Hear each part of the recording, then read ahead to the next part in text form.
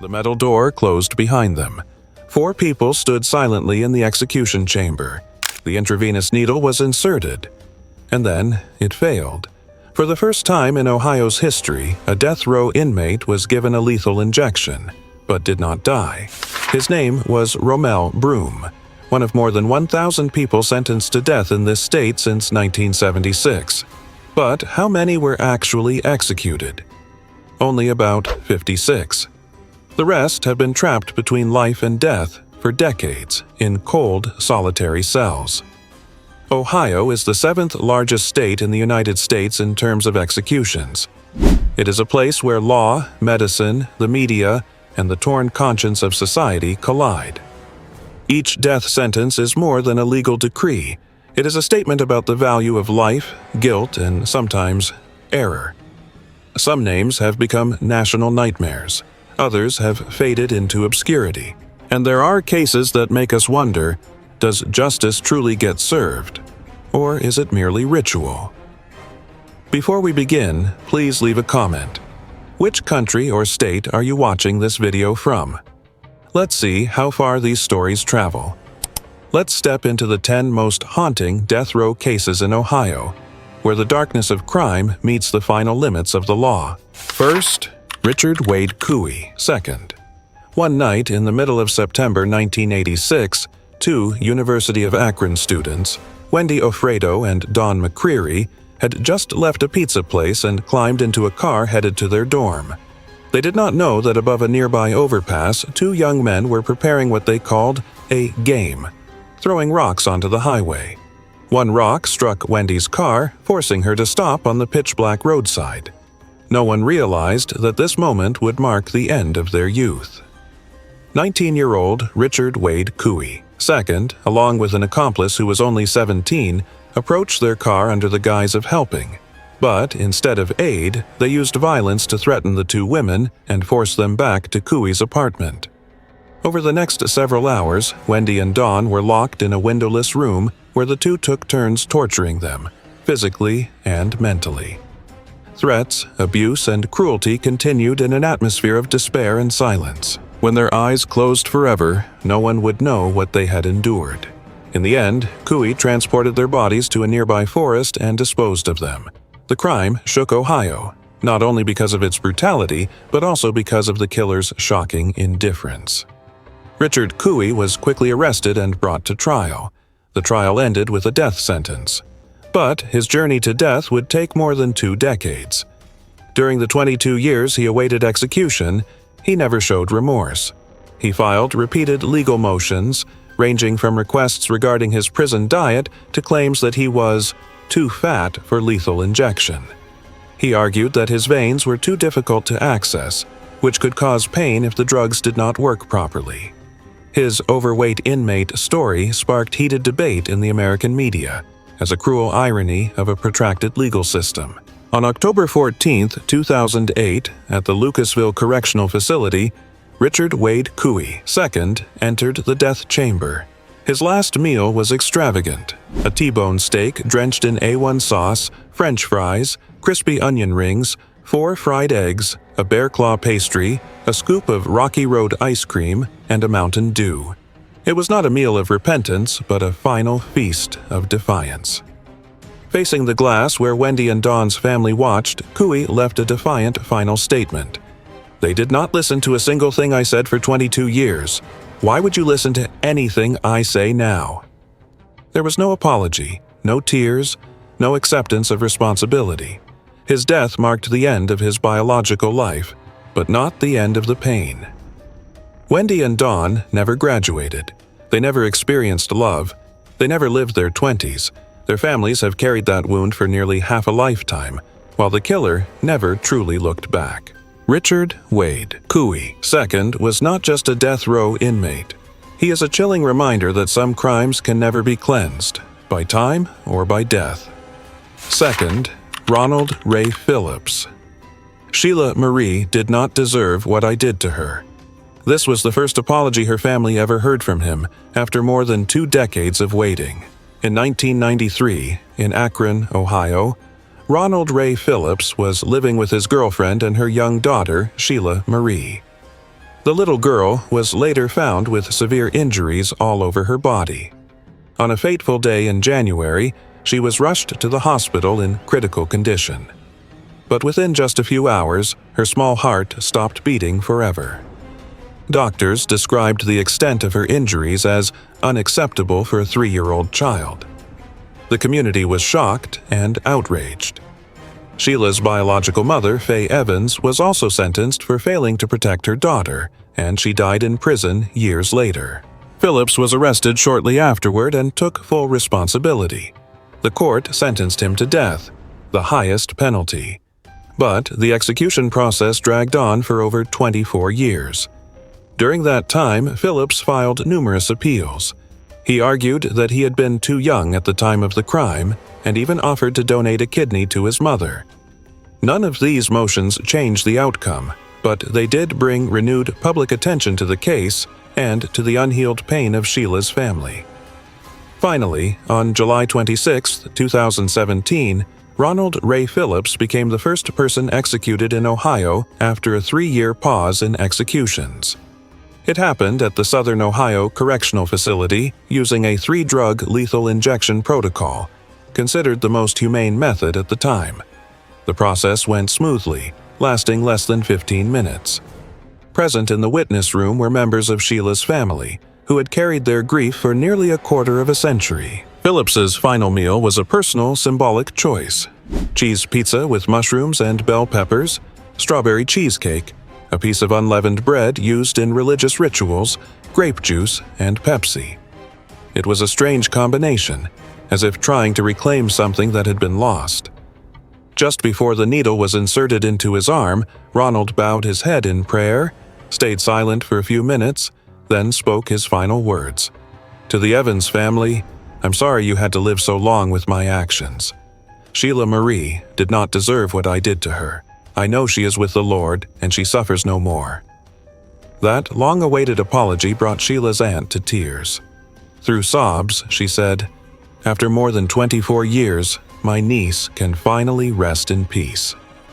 Ronald Ray Phillips was no longer there to carry the weight of what he had done, but through every word spoken, every tear shed, this case remains a haunting reminder. Some pain can never be healed. It can only be heard and remembered. Third, Gary Wayne Otte.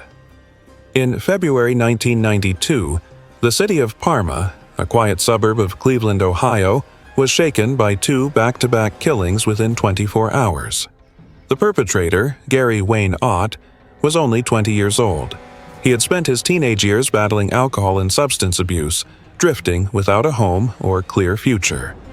He wandered through affluent neighborhoods, knocking on doors under the pretense of needing a phone, only to rob the unsuspecting. But this time, it was more than theft. On February 12th, Otte entered the apartment of 61-year-old Robert Wasikowski. After being led inside, he held the man at knife point, robbed him, and took his life. Less than 24 hours later, he repeated the same act with 45-year-old Sharon Kostura. Both victims lived alone. Both were attacked in the place they should have felt safest, their own homes. The community of Parma was in shock. 2 older residents had lost their lives over a few dollars and some household items. Otte was arrested not long after. In court, he confessed to everything. Later, forensic experts noted signs of personality disorder and pointed out his IQ was around 85, functional but suggesting some cognitive limitations. However, the jury did not accept these as mitigating factors. In 1993, Gary Wayne Otte was sentenced to death. Over the next 2 decades, Otte's legal team filed multiple appeals citing his age at the time of the crimes, mental health concerns, and efforts to reform while in prison, but every request was denied. The victims' families, especially Sharon Kostura's sister, stood firm. "I don't care how many Bible verses he's read in prison. We lost my sister forever," she said. On September 13, 2017, his execution took place at the Southern Ohio Correctional Facility. Otte spent most of that morning writing letters to his parents, reading scripture, and praying. His last meal was an unusual mix of sacred and ordinary, a mushroom burger, a double cheeseburger, mozzarella sticks, Heath Bar ice cream, 2 donuts, banana cream pie, and a soda. It was less about indulgence and more about finding a moment of personal peace. Before the drugs were administered, Otte sang the hymn "The Greatest Thing," then turned to the witness window and said, "Father, forgive them, for they know not what they're doing." A quote from Scripture, but for those listening, it was more than a prayer. It was a man in his final moments searching for one last glimmer of grace. No one knows if he truly felt remorse, but justice had been carried out, and in Parma, 2 families, one that lost a sister and one that lost a father, could finally close the chapter of mourning. 4th, John William Byrd, Jr. In Lucasville, Ohio, on the night of April 17, 1983, 40-year-old Monty Tewksbury was closing up after a late shift at a small convenience store. He was a father of 2, known for his kindness and hard work, with no known enemies. But just minutes before locking the doors, a stranger walked in, and in the blink of an eye, Monty's life was taken. Police later confirmed that the victim had been stabbed multiple times in the chest and neck. The attacker took a small amount of money and fled. The investigation did not take long. Surveillance footage and witness statements pointed to 24-year-old John William Byrd, Jr., a man with prior theft convictions who lived nearby. Alongside Byrd was John Brewer, a friend and accomplice in the break-in. But what kept this case going for nearly 2 decades was not the original sentence, but Byrd's unwavering denial of guilt. For 19 years, Byrd insisted he was innocent, claiming that John Brewer had delivered the fatal blow. In fact, in 1989, Brewer wrote a letter to a lawyer confessing to the crime, only to recant a few years later. The conflicting testimonies, lack of physical evidence, and a long series of appeals turned the case into a lightning rod for debates about capital punishment and the risk of wrongful execution. Despite the controversy, courts upheld the original verdict. Byrd was the one who acted, the primary perpetrator. The victim's family, especially Monty's parents, Elaine and Joseph, spoke out many times, pleading for justice. At one hearing, Elaine's voice broke as she said, "My pain is waking up every day knowing my son is in the cold ground while his killer is still here." On February 19, 2002, after 19 years of resistance, legal battles, and final pleas, the death sentence was carried out at the Southern Ohio Correctional Facility. Byrd refused a sedative. His last meal was simple: a grilled steak with A1 sauce, blue cheese salad, and all the grape soda he requested. A quiet choice, but perhaps the only part of his fate he could control after nearly 2 decades in silence. As the first needle was inserted, Byrd looked through the glass and said, "I love my family. Keep fighting against the death penalty. The corruption of the state will collapse. Governor Taft, you will not be re-elected." No apology, no admission of guilt. His final words were not of remorse, but a political statement. To those who believed in Byrd's innocence, it was a desperate cry. To Monty's family, it was the end of a tragedy that had lasted far too long. 5th, Alva Campbell. On April 2, 1997, at the Franklin County Courthouse in Ohio, 49-year-old Alva Earl Campbell Jr. arrived in a wheelchair. He pretended to be paralyzed to gain sympathy from the police, and it worked. While being escorted through the courthouse hallway, Campbell suddenly stood up, grabbed an officer's gun, and fled. Hours later, he carjacked a vehicle in downtown Columbus. Inside the car was 18-year-old Charles Dials, a teen waiting for his mother to finish work. Campbell drove for nearly 3 hours with Charles held hostage. Then, he shot him in the chest and left his body by the roadside. The crime shocked Ohio, not just for its boldness, but for its tragedy. Charles had nothing to do with Campbell. He was simply in the wrong place at the wrong time. Campbell was sentenced swiftly: death for aggravated murder, armed robbery, and kidnapping. But the path to execution would take more than 20 years. During his time on death row, Campbell suffered from a long list of medical conditions: lung cancer, COPD, heart failure, asthma, digestive disorders, and weakened veins that made it hard to administer lethal injection. In November 2017, just before his scheduled execution at the Southern Ohio Correctional Facility, medical staff spent nearly 30 minutes trying to find a vein. They failed. The attempt was called off. Some witnesses described it as clinical torture. The victim's family, especially Charles's mother, had waited 2 decades for justice. In tears, she told the press, "He took my son in 3 hours. We've waited more than 20 years for the law to act." But Campbell would never face execution, not because he was pardoned, but because his body had become too fragile to die by order. On March 3, 2018, Alva Campbell died of heart failure at the prison's medical center in Columbus, Ohio. No injection, no execution chamber, no final statement. Just an aging inmate who died quietly on a hospital bed, nearly forgotten. Before his death, Campbell once told a prison chaplain, "I don't know if I deserve to live, but I know I've been dead for a long time." It was a quiet confession, but unclear whether it came from remorse or resignation. To those who support swift justice, his case was proof of a system that had failed. To opponents of capital punishment, it raised questions of mercy and physical limits. Alva Campbell did not die on schedule, but his slow death behind bars raised an even deeper question.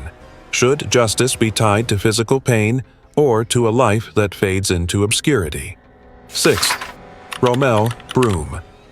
On September 21, 1984, 14-year-old Trina Middleton had just left a football field in East Cleveland, Ohio, when she was abducted by 28-year-old Romell Broom. He committed a brutal crime against her, then stole her family's vehicle to flee. In 1985, Broom was convicted and sentenced to death.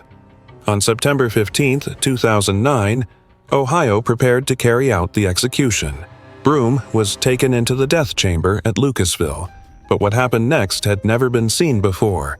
The execution team spent more than 2 hours attempting to find a vein, 18 times in total, with one needle even striking bone. Each attempt brought new pain. Broom cried, screamed, and begged. The procedure was halted, and Governor Ted Strickland issued a 1-week reprieve. Broom later filed a lawsuit claiming a second execution attempt would constitute double jeopardy, violating constitutional protections.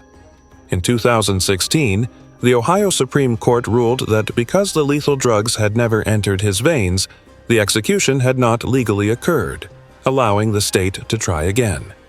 A new execution date was set for June 2020, but due to a shortage of lethal drugs, Governor Mike DeWine postponed it to March 2022. Meanwhile, Broom lived in fear, waiting, but he would never face a second execution. On December 28, 2020, Romell Broom died of COVID-19 at a prison hospital in Columbus after spending 36 years on death row. Trina's family remained mostly silent over the years until after Broom's death. In a brief interview, her mother said through tears, "She was the light of our family. She never got one more day to live. He got 36 more years. So tell me, where's the justice?" Romell Broom was not only the only person in modern U.S. history to survive a failed lethal injection, he became a symbol of the ethical, legal, and moral debate surrounding capital punishment. When he died from a virus, not a fatal dose, the question remained: can a justice system truly face what it once set out to do? 7th. Austin Myers. On January 28, 2014, in the quiet town of Waynesville, Ohio, 18-year-old Justin Back was preparing to join the U.S. Navy. In the kitchen of the home his parents had left to him, Justin laughed with 2 old friends, Austin Myers and Timothy Mosley, both 19. It was a house where he had celebrated birthdays, shared dinners with his mom, and that day it became the scene of a betrayal. Austin, considered the mastermind, had devised a plan to kill Justin and steal a safe they believed held $20,000. In reality, the safe contained only papers and a handgun. But before they learned the truth, Justin was attacked and killed by Mosley, allegedly under Myers' direction. His body was hidden in a wooded area of Preble County under a pile of leaves and a fallen log, less than 100 steps from the road. In October 2014, Austin Myers was sentenced to death. making him the youngest person on Ohio's death row at that time. Mosley, who had delivered the fatal blows, received life in prison. The verdict drew public debate. Why did the person who didn't strike the final blow receive the harsher sentence? The court argued that moral and legal responsibility as the mastermind carried equal weight. Austin filed multiple appeals citing his young age, group pressure, and a troubled family background, but both the Ohio Supreme Court and federal courts rejected them. He remains at Chillicothe Correctional Institution, awaiting execution. Justin's mother, Sandy, once said at a hearing, "He used to sleep in my house, he shared dinner with us. I never imagined that the boy my son called a friend would be the one to take his life." Austin Myers' story isn't just the tragedy of one family, it's the tragedy of a generation. A story of youth twisted by greed and cold resolve. And it asks, can justice truly be served when the victim lies in the ground while the killer still draws breath? 8th, Tyrone Noling. There's an innocent man on death row, I can't stay silent any longer. That plea from Tyrone echoed after more than 2 decades of waiting. In 1996, 23-year-old Tyrone Noling was sentenced to death for the murders of Bernhardt and Cora Hartig, an elderly couple found shot to death in their home in Atwater, Ohio, in April 1990. But the conviction was not based on physical evidence. There was no murder weapon recovered, and no fingerprints matched his. 3 young men initially claimed that Tyrone was at the scene, but later recanted, saying they were coerced into testifying by investigators. Meanwhile, DNA found on cigarette butts at the scene excluded Tyrone entirely and matched another individual who has never been charged. Still, the prosecution moved forward, relying on a theory of robbery as motive, one that was never proven. Noling has consistently appealed his conviction. In 2014, he was granted permission for new DNA testing. In 2022, the Ohio Court of Appeals ordered the prosecution to turn over key documents, but those records have yet to be fully released. As the legal system continues to stall, Noling remains on death row, awaiting a verdict he insists is deeply flawed. In 2023, a former juror, Christine Richards, came forward and publicly admitted regret. "I believe he might be innocent. If I had known then what I know now, I wouldn't have sentenced him to death." In a handwritten letter from prison, Tyrone wrote, "I am not asking for pity. I'm asking to see the light of justice just once before I die." Tyrone Noling's story is not just a legal case, it's a moral question still unanswered. If there is even a chance we got it wrong, do we have the courage to fix it? Or do we send a man to die, just to preserve the silence of the system? 9th, Jeffrey Wogenstahl. In November 1991, 10-year-old Amber Garrett was awake late at night in Harrison, Ohio. Someone knocked on the door. The man outside was Jeffrey Wogenstahl, a familiar face, someone the family had once considered a friend of her mother. He used that trust to lure Amber into his car and disappeared with her into the night. 3 days later, Amber's body was found in a wooded area outside Bright, Indiana. She had suffered severe trauma that led to her death. Her clothing had been disturbed, suggesting a deliberate and disturbing act. In September 1993, Wogenstahl was convicted of kidnapping, causing the death of a minor and harming her before taking her life. The trial took place in Hamilton County, and he was sentenced to death, despite ongoing debate about whether the crime occurred across state lines between Ohio and Indiana. The initial case relied on what prosecutors said was Amber's blood found in his car and on witness testimony placing Wogenstahl in a vehicle with a child. But that conviction has been challenged for years, amid claims of serious flaws in evidence collection and allegations that key information was withheld by the prosecution. Wogenstahl has repeatedly requested a new trial, arguing that crucial evidence from Indiana law enforcement and early forensic reports were not properly disclosed. Ohio courts have rejected these motions, but new documents continue to raise concerns about the fairness of the process. Amber's family, especially her father Robert Garrett, once shared, "Watching my daughter's case drag on for all these years, still shrouded in unanswered questions, it's torn us apart." They remain trapped in a cycle of grief as closure remains just out of reach. Jeffrey Wogenstahl is still on death row, but the story of Amber Garrett is more than a tragic crime. It is a cry of loss, a reminder that even the justice system can fail to bring full clarity. And it raises a difficult question. Even when the crime is horrifying, can we afford to get the ending wrong? David Martin. On the afternoon of September 27, 2012, in the Oak Circle SW neighborhood of Warren, Ohio, a gunshot echoed inside a quiet apartment. 21-year-old Jeremy Cole collapsed instantly, while his girlfriend, Melissa Putnam, suffered a severe head injury. The shooter was David Martin, a man both victims knew personally. According to investigators, Martin had held them in the apartment, interrogated them about a safe, then shot Jeremy in what was described as an execution-style killing. After his arrest, Martin confessed to everything. In September 2014, he was sentenced to death for 3 primary charges: aggravated murder, armed robbery, and kidnapping. Prosecutors emphasized the cold-blooded, calculated nature of the crime. After the trial, Jeremy's sister, Amy Biles, said, "Nothing will bring Jeremy back. But today, at least, justice had a voice."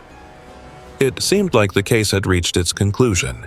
But beginning in 2018, the execution process was halted because Martin had not been given access to legal counsel during his initial appeal, a fundamental legal right. That delay nearly caused him to lose all his avenues for appeal.